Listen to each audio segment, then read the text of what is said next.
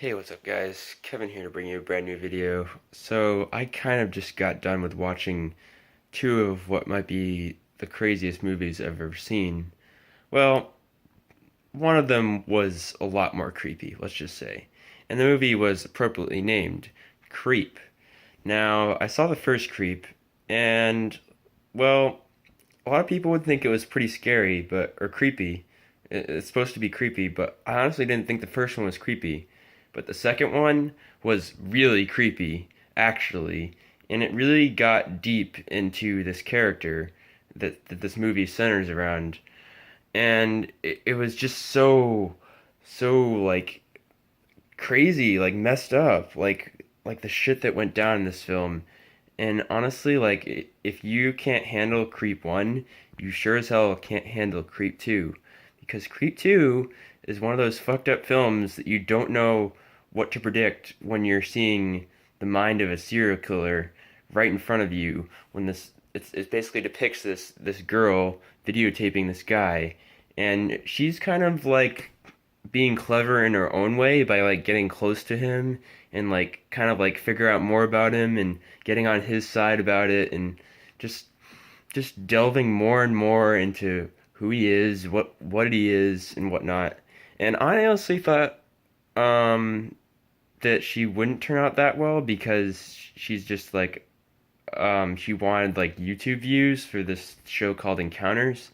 Now, I actually really don't want to give away much because, like, I mean, I feel like whoever's watching this should watch the film because it's just a fascinating film that's different from others. I mean, it's first of all, I don't even think it's been released in theaters. I'd never heard about it until now. It's mostly like a Netflix thing, I think. It doesn't say it's a Netflix original though. That's the weird part about it. It doesn't say it's a Netflix original, but it's just a really messed up film, this second one, and it plays out beautifully, and just the ending is great, and just like everything that went down is just mentally insane. Like seeing this guy, it's a different type of film as opposed to just seeing a killer off in the distance. You don't know what his story is, you don't know what his mindset is. Whereas this, you're seeing someone really talking to this person, and like this person who's killed all these people, and she really goes in depth with who he is, and it's so insane how it unfolds. And the first Creep was also good in that it kind of taught us about this character and who he was and what he did and whatnot. But like um it kind of was like the origin story of the character, but the second one like kind of delved like deeper into like the craziness of this character. The first one was just kind of like a taste of what he was like, but the second one doesn't really like hold back from telling you like who he is. Like that was the thing about the first one that didn't really like scare me that much, is that the first one, like, you can kind of like make yourself believe that he's not that bad of a person, but in the second one there's no real hiding from it. And plus, for me it was creepier already as it was, because I went into Creep 2 knowing that this guy was fucked up, whereas in Creep 1 you could kind of convince yourself, even though you kind of figured he would probably do something bad at the end, like you could kind of convince yourself that everything was going to be okay, and he wasn't such a bad person as like the movie was like leading you on to think. Like, but in this one, like, there's no holding back from that. He doesn't lie about who he is, even though he kind of performs some acts of deception on this character, which make it all the more interesting. And just her acts of deception, and then like her questions, his questions, like these people. This movie is like perfect in the fact that the characters kind of bounce off each other in every way. Like like one, the serial killer kind of like tries to play off of her and like the questions that she asks as she like delves deeper into him, while the serial killer tries to like kind of defend himself and like fight back. I don't know. It's like psychological warfare, really, and it was pretty amazing. I gotta say. I mean, this might be the best sequel that I've ever seen. I mean, that's saying a lot. I mean that would be saying a lot. I mean I don't know, but like, but as far as movies go, this is one of those movies where it's like the sequel was better than the first one. Whereas it just like it was such like a step up, like as far as like how fucked up it was, how what it introduced, and just everything about it. And I really think it was an amazing film. I'd give it a 9.5 out of 10. Why wouldn't I give it a 10? I don't know. It's not the best movie I've seen of all time, but it was really freaking enjoyable. I mean, I thought it was really messed up. It was enjoyable, but at the same time, it got kind of hard to watch at times. It despite it being an amazing movie, I was kind of glad in a way that this movie was only an hour and 20 minutes. Same for the first one. The first one's only an hour and 17 minutes.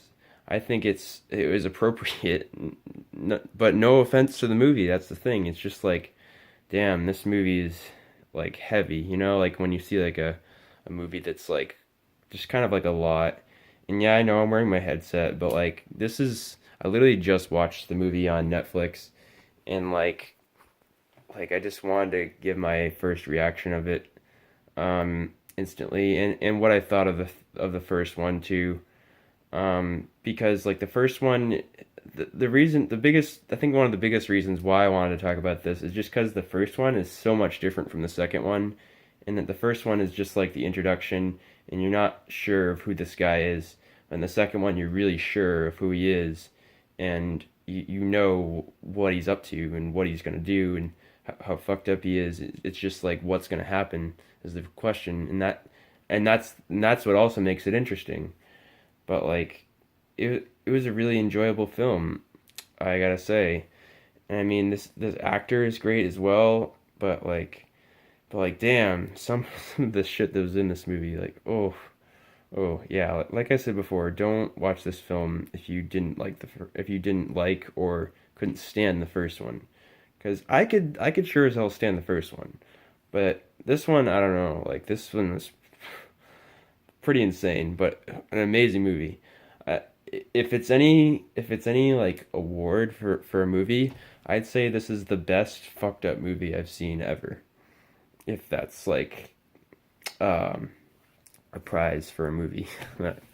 um, anyways, that's about it for what I have to say. I heard Creep 3 will be coming out soon. I'll definitely look forward to that. I will watch it, I'm sure. I'm interested in where they're going to take the story due to how the second one ended, but I won't reveal what happened. But like I am interested where they're going to take the story now, because yeah, I don't want to say too much, but like let's just say movies can leave you with a lot of uncertainty sometimes, and when they do that, you're not exactly sure of like where the next one will be or if there will be a next one. But then they confirm that there will be a next one. So as I'm watching the end of this movie, I'm like, hmm, wonder what's gonna happen next. You know, like, hmm, like yeah. But anyways, I hope you guys have enjoyed this video. That about does it for my review of Creep 1 and Creep 2. Both two a great pair of movies that I enjoyed. One of them I enjoyed with my friends Robbie and Bo, and then this one I enjoyed just now. But hope you guys enjoyed the video, and I'll see you guys in the next one.